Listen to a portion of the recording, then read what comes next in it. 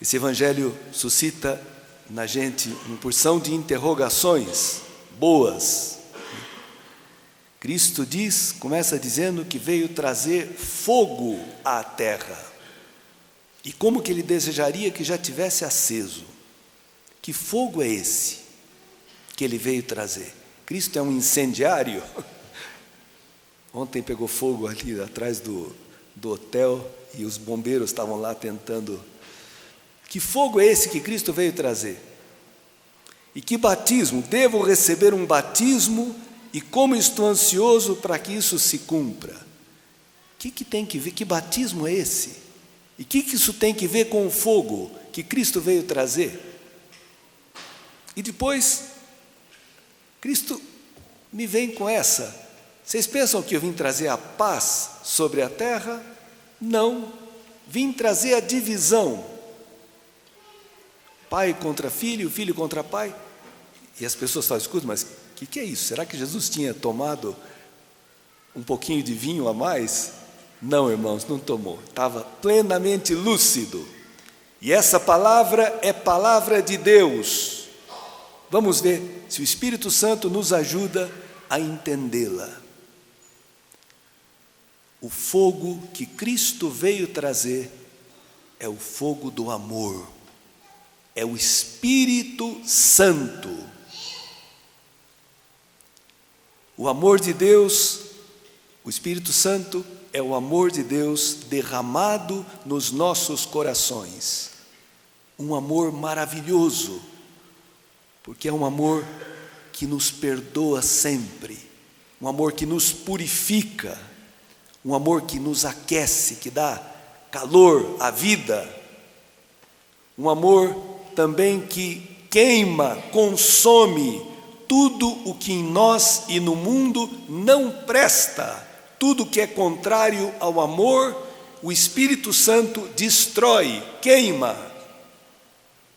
Porque esse amor de Deus não é um amor sentimental, um amor romântico, um amor meloso. Hoje se chama tanta coisa de amor, mas que não é absolutamente, não tem nada a ver com o amor. Cristo veio trazer esse amor, esse Espírito. E que eu perguntei, devo receber um batismo? E como estou ansioso para que isso se cumpra? Que batismo é esse? A morte na cruz. Batismo significa imersão. Cristo vai ser imerso, mergulhado no sofrimento, na morte mais vergonhosa e mais dolorosa que existia na antiguidade, para que da sua morte brote esse fogo, esse Espírito, esse amor, que vem salvar, renovar, fazer renascer a pessoa humana. O Pentecostes, vocês viram, os apóstolos viviam brigando quem era o maior, quem era o melhor, antes do Pentecostes. O espírito humano é um espírito de rivalidade, de competição, e que passa por cima do outro. Quando eles recebem o Espírito Santo, eles estão em comunhão, estão juntos, acabou aquela rivalidade. Antes do Pentecostes, eles têm medo de sofrer, ser perseguido por causa de Cristo. Depois do Pentecostes, eles estão cheios de coragem, eles se alegram quando sofrem, quando apanham por causa do anúncio do Evangelho. Impressionante, irmãos. O homem sem o Espírito de Deus e o homem com o Espírito Santo é outra coisa, completamente diferente. E Jesus está ansioso por esse batismo, por essa morte na cruz, porque ele sabe que enquanto não tiver isso, enquanto ele não der a vida na cruz, não tem Espírito. Os antigos padres da igreja diziam: dá o sangue e recebe o Espírito, porque esse amor divino, esse amor que é a vida eterna, esse amor que é o Espírito Santo, custou um preço muito alto custou a vida do Filho de Deus. A primeira leitura fala de Jeremias, que os babilônios tinham cercado Jerusalém, e era um exército potentíssimo, e o Jeremias disse para o povo, para o rei, para todo mundo, sim, ele vivia em oração, vivia em comunhão com Deus, sabia discernir a vontade de Deus, e ele fala para o povo, se entreguem, não resistam, e vocês vão preservar a vossa vida e a vida da cidade. E o povo não queria escutar isso. Queriam alguém que dissesse, resista, lute, combata. E vocês vão morrer. Bom, o profeta é sempre um chato. O profeta nunca fala o que as pessoas querem ouvir. O profeta não procura a popularidade. O profeta fala o que Deus lhe manda falar. Por isso ele incomoda. O que eles fazem? Denunciam para o rei e querem matá-lo. Jogam ele num poço, sem água, só com lama. E largam ele ali, afundado na lama, para morrer de fome. A cidade já está cercada, não tem mais pão. E um estrangeiro, o tal de Ebed-Melech, um estrangeiro que conhecia Jeremias, que sabia do valor desse homem, fala para o rei, olha, fizeram uma injustiça, jogaram aquele homem, ele vai morrer de fome lá. E o rei, que queria agradar a todo mundo, salva a vida, manda, tá bom, leva uns homens lá e tirem ele do poço. Irmãos, Jeremias é uma imagem de Cristo. Cristo foi jogado na lama, no fundo da morte, na lama dos nossos pecados, das idolatrias, das violências, das corrupções de toda a humanidade. Jesus desceu até os infernos e foi ressuscitado. O salmo que nós cantamos, Salmo 39, fala, retirou-me da cova da morte e de um charco de lodo e de lama, colocou meus pés sobre a rocha, devolveu a firmeza a meus passos.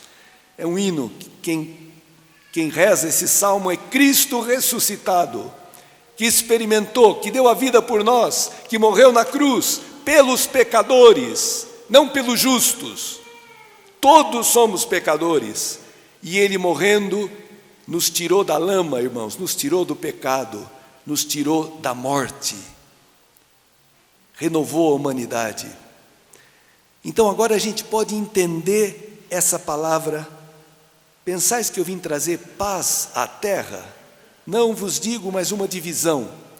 Isso é Lucas. Em Mateus, não vim trazer paz, mas a espada, aquilo que corta, que separa. Qual é a paz que Cristo não veio trazer? E qual é a paz que Cristo trouxe? Ele é a nossa paz, diz São Paulo. A paz que Cristo não veio trazer é aquela paz do pano quente. Sabe aquela, quem não quer ter problema com ninguém e aceita tudo? Essa não é. Cristo falou também no Evangelho de João, eu vos dou a minha paz, não como o mundo a dá. A minha paz eu vos dou. A paz do mundo é não ter problema com ninguém, é não desagradar ninguém. E aí eu concordo com tudo. E é triste quando um cristão concorda com tudo, porque nem tudo é bom. O aborto não é bom. Matar uma vida no ventre materno não é uma coisa boa. Como é que um cristão pode aceitar isso? E tantas outras coisas, irmãos. Corrupção, mentira. Então, a divisão que Cristo veio trazer é porque o cristão, acolhendo a Cristo, ele nasceu de novo, ele tem outros valores, ele não pode ele toma posição, não fica em cima do muro. Naturalmente, pelo fato de ser cristão, ele se contrapõe. Talvez, irmãos, aqui alguns exemplos para a vida dos santos, eles viveram, porque a divisão na família, por causa dos pecados, existe em toda a família. Mas essa divisão aqui é por causa da verdade, é por causa do Evangelho, é por causa do bem. São Francisco de Assis, quando se converteu, era filho de um pai muito rico e que tinha muitas posses, muitos empregados e viviam meio explorados. E ele pega umas peças de roupa do pai, vende para dar aos pobres e para reconstruir uma igreja que Cristo pediu que ele reconstruísse. O pai o leva diante do bispo, para que o bispo o repreenda. Ele pega diante do bispo, tira a roupa e entrega para o pai e fala: pai, agora eu vou servir a um outro pai. Eu não quero mais servir ao dinheiro, servir a explorar os outros, não, outro pai. E sai nu, o bispo o cobre, tira a capa e cobre ele, que saiu nu. Santa Clara, que inspirada pela pregação de São Francisco, pela conversão de São Francisco, com 19 anos, resolve sair de casa e quer se consagrar a Deus. Só que era de uma família também muito rica, os pais já tinham feito um projeto de casamento para ela, e aquelas coisas de família, né? Famílias abastadas.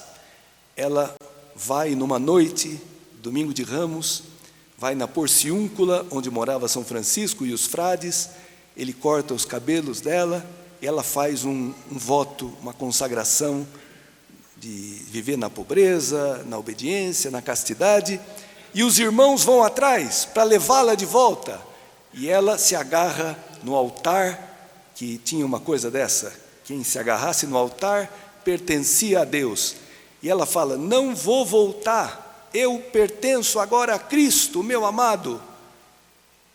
Divisão natural, por optar por Cristo, por não querer viver uma vida mundana.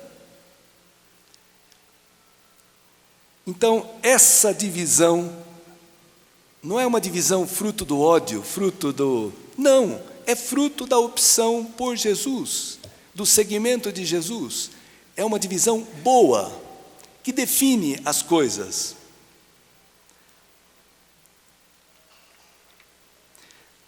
A segunda leitura talvez possa nos ajudar. E todo mundo, irmãos, eu penso que alguma vez tentou pôr em prática a palavra de Cristo, tentou seguir a Cristo com sinceridade, com verdade, experimentou que alguém o criticou, alguém o perseguiu, alguém não aceitou. E às vezes começa na própria família, porque também Cristo destrói aquele mito da família, né? Que a família é perfeita, a família que tem que...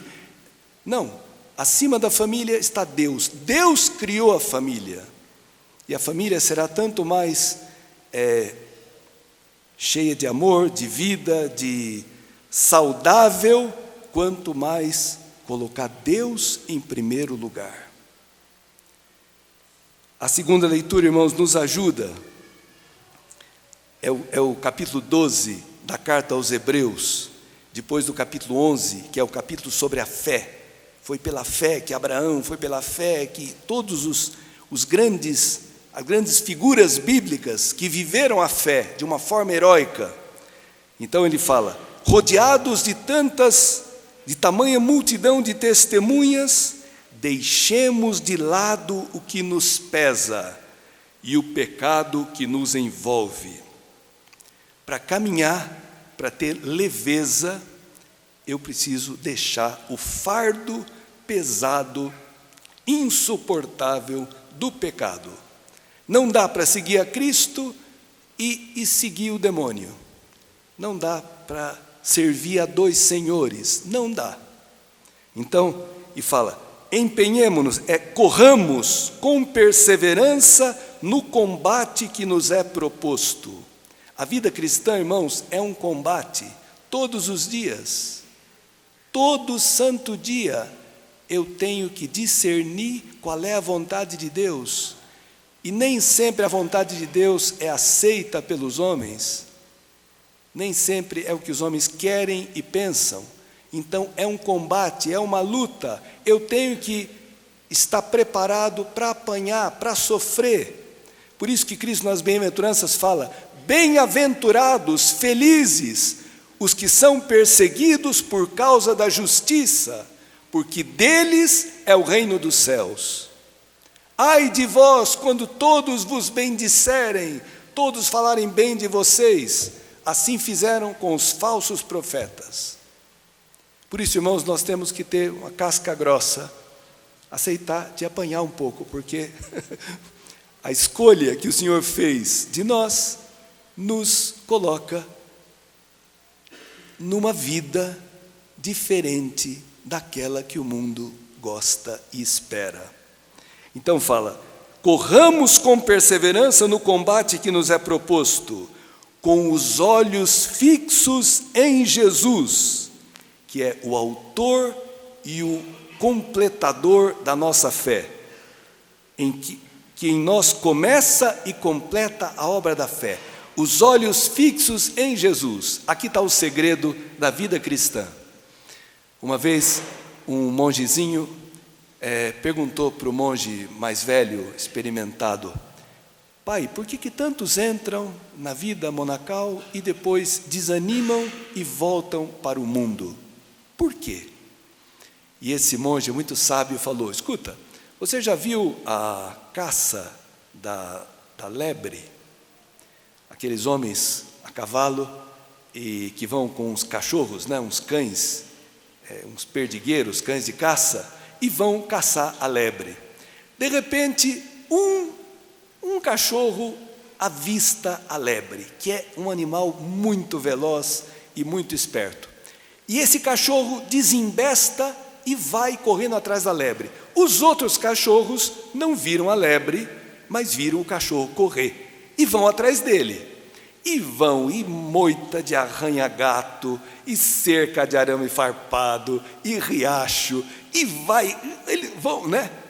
O percurso todo acidentado, todo dificultoso. Chega uma hora, os cachorros que não viram a lebre, só viram o cachorro correr. Eu estou correndo atrás de um cachorro, o que eu estou fazendo aqui? E param e desistem. Aquele que viu a lebre, esse não desiste, esse vai até o fim. E esse monge dizia: aquele que na igreja viu Cristo ressuscitado, tem os olhos fixos naquele que sofreu, mas que venceu, aquele que morreu, mas que ressuscitou, aquele que não se vendeu ao mundo, mas abraçou a cruz e se sentou à direita de Deus. Esse não desanima, esse não desiste. Pode apanhar, pode sofrer, pode ser caluniado, pode ser perseguido, não desiste, porque tem os olhos fixos em Cristo ressuscitado. Digo isso, irmãos, porque nós também temos que constantemente levantar os olhos para Cristo. Levanto meus olhos, tem um salmo muito bonito que fala disso, né? Os olhos voltados para as mãos do seu Senhor.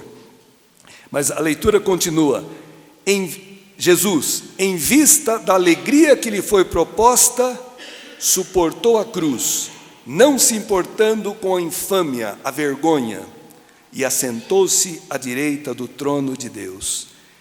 Que alegria que foi proposta para Cristo. Nossa, quando ele foi tentado, se o demônio o leva num monte muito alto, mostra toda a glória desse mundo, o que a riqueza pode dar, os prazeres, os bens, as seguranças humanas. Tudo isso eu te darei, se você prostrado me adorar. E Cristo dá uma badana para o tentador. Ao Senhor teu Deus adorarás, e só a Ele servirás. E não se vende, e é servido pelos anjos, quando cessa a tentação. Também no Evangelho de João, quando Jesus multiplica os pães, os zelotas, que eram um partido religioso e político, que estava esperando o Messias, porque queriam acabar com os romanos, eles vão atrás de Jesus para fazê-lo rei. Esse cara, imagina, que com 5 pães ele matou a fome de 5.000 pessoas. Se ele estiver do nosso lado, está tudo feito, né? Ainda mais cura cego, ressuscita morto. Esse cara sozinho é um pronto-socorro. E Cristo, quando percebe que querem fazê-lo rei, foge sozinho para o alto da montanha. Uma imagem já da cruz. Não aceita ser o reino que querem propor para ele, de poder, de força, Não. O meu reino não é desse mundo. Ele é rei, sim, mas o trono dele é a cruz. É aqui que ele reina, sobre o pecado, sobre a morte, sobre o demônio. E essa vitória de Cristo, irmãos, é nossa, é tua, é minha. Se eu quiser, se eu creio nesse amor, Cristo me ajuda a ser cristão. Não se trata de fazer coisas, nem... O cristianismo, irmãos, não é uma opção ética. Cristo não veio trazer uma moral. Cristo veio fazer com que nós renascêssemos, nascêssemos de novo, uma nova criação. Ele veio fazer com a sua palavra, que é uma palavra de fogo, uma palavra cheia de amor, cheia de verdade, uma palavra que purifica, que aquece, que ilumina. Vamos então, irmãos, guardar essa palavra, vamos receber.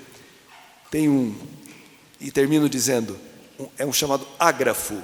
Ágrafo é uma coisa que não foi escrita. Tem na tradição, mas não está escrita na Bíblia, que diz, Cristo dizendo, quem se aproxima de mim, se aproxima do fogo. Aproximemo-nos desse fogo, que é o corpo de Cristo, que vem nos alimentar do seu amor, e nos dá essa capacidade de enfrentarmos o mundo, não termos medo, irmãos, de sofrermos por causa do Evangelho. Sofreremos sim, e felizes seremos se formos perseguidos por causa do Evangelho. Bem-aventurado esse. Grande é a sua recompensa nos céus, diz Jesus.